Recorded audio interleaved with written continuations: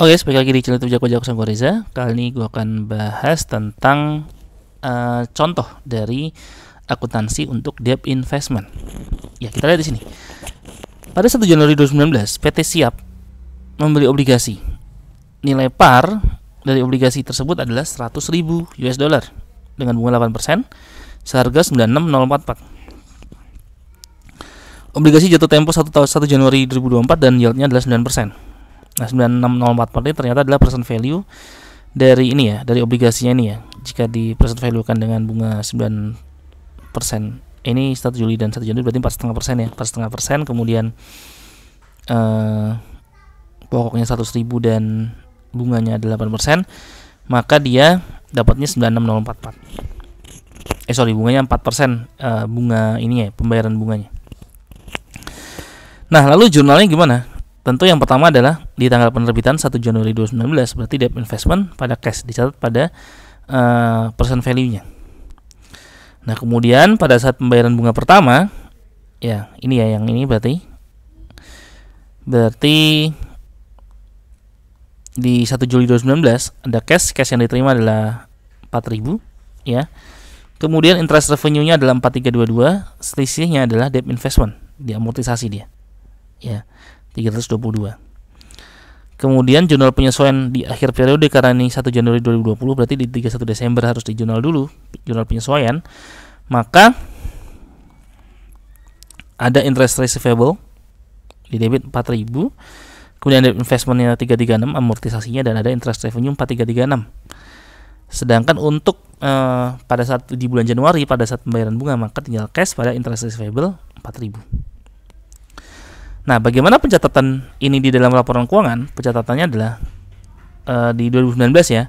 Di sini ada long term investment, debt investmentnya 96702, ada interest receivable dia masuk ke current asset, dan ada di income statementnya ada interest revenue 8658. Dari mana ini? Dari 4322 ditambah dengan 4336. Ya, 8658. And then untuk yang penjualan debt investment, nah setelah di holding berapa lama misalnya dia ingin dijual.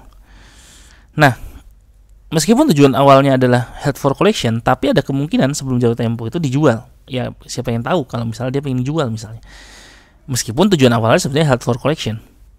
Jadi boleh aja dijual, nggak ada masalah meskipun dia held for collection. Nah, diasumsikan bahwa PT Siap menjual debt investment pada 1 November 2020. Ya, artinya di sini Juli, Agustus, September, Oktober, November ya. Dengan harga 99.3/4 plus accrued interest. Biaya penjualan yang dikeluarkan adalah 400. Sebelum membuat jurnal penjualan, maka hal pertama yang dilakukan adalah menghitung carrying value investasi pada tanggal penjualan dan membuat jurnal amortisasi. Kita lihat di sini.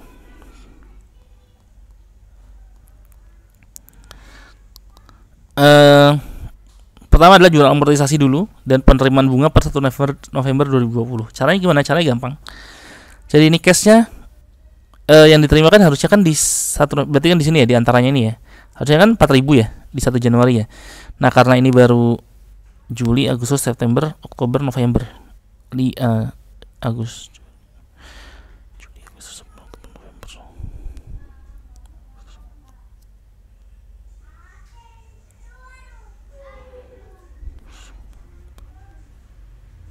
Oh, sampai Oktober ya, berarti 4 bulan ya. 4/6 dikali 4.000. Ya, yang diterima cashnya adalah 2667. Nah, semuanya dikali 4/6. 4367 dikali 4/6 berarti 2912, dan selisihnya 367 juga dikali 4/6, hasilnya 245. Nah, sehingga sekarang carrying amount dari debt investment yang di 1 November 2020 adalah 97054 ditambah dengan 245. Hasilnya adalah 97299. Nah, berarti pada saat penjualan gimana? Ya udah, cash yang diterima adalah 99.3/4 berarti 99. Oh ya, 99.3/4 kan berarti 99.750 ya. Ya, karena tadi nilainya 100.000 kan ini kan. Dikurangi dengan biayanya 400. Berarti 99.350. Berarti cash yang diterima adalah 99.350. Nah, kemudian di kreditnya adalah debt investmentnya 97299 dan sisinya adalah gain on sale of investment 2051 ya, seperti itu.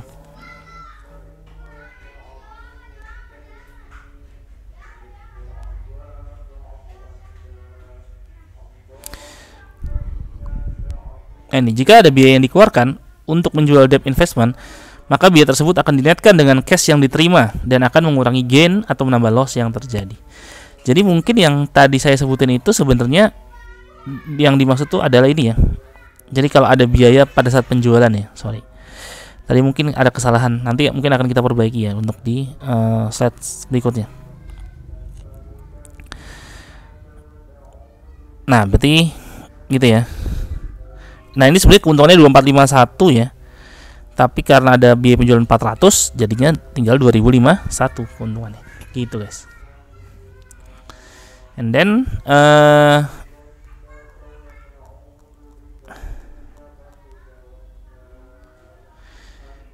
kita lihat nih bagaimana jika pada saat pembelian investasi tersebut ada biaya penjualan.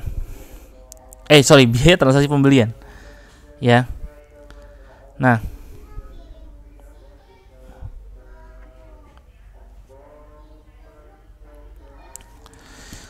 pada 1 Januari 2019 PT Siap membeli obligasi nilai parnya dari 100.008% seharga 96044. Obligasi jatuh tempo 1 Januari 2024 dan yieldnya 9%. Bunga dibayar setiap 1 Juli dan 1 Januari. Tujuan investasi adalah held for collection. PT Siap membayar biaya transaksi sebesar 1.000. Nah, bagaimana jurnal yang harus pertama, karena ada biaya transaksi, maka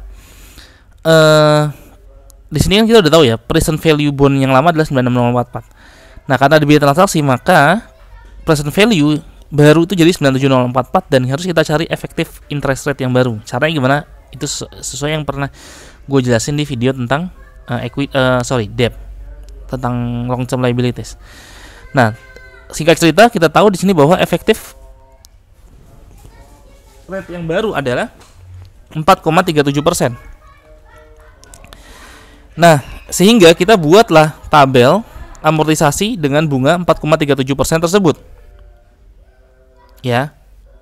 Dengan bunga 4,37% tersebut. Maka bagaimana jurnal yang harus kita buat? Yang pertama di 1 Januari ya.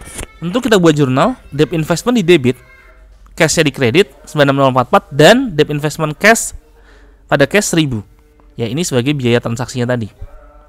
Ya. Kemudian pada saat penerimaan bunga pertama, maka cash-nya adalah 4.000. Ya, interest revenue-nya adalah 4242. Ini ya. 4,37% dikali 97044. Debt investment-nya 242 itu amortisasinya. Nah, pada saat akhir periode pakai yang ini. Interest receivable 4.000, kemudian interest revenue-nya adalah 4253, debt investment-nya ini amortisasinya 253.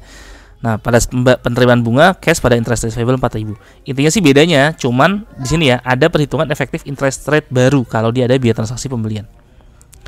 Nah, penyajian laporan keuangan sama kayak tadi. Jadi di interest receivable catat di current asset, debt investment catat di long term investment, dan ada interest revenue 8495. Ini merupakan penjumlahan dari 4242 ditambah 4253. Gitu, guys. Oke, kira-kira itu dulu yang bisa gue sampaikan di video kali ini. Semoga bermanfaat. Nanti kita akan lanjutkan video tentang investment yang dicatat dengan debt investment dicatat dengan menggunakan fair value through OCI. Oke, jangan lupa belajar terus. Bye bye.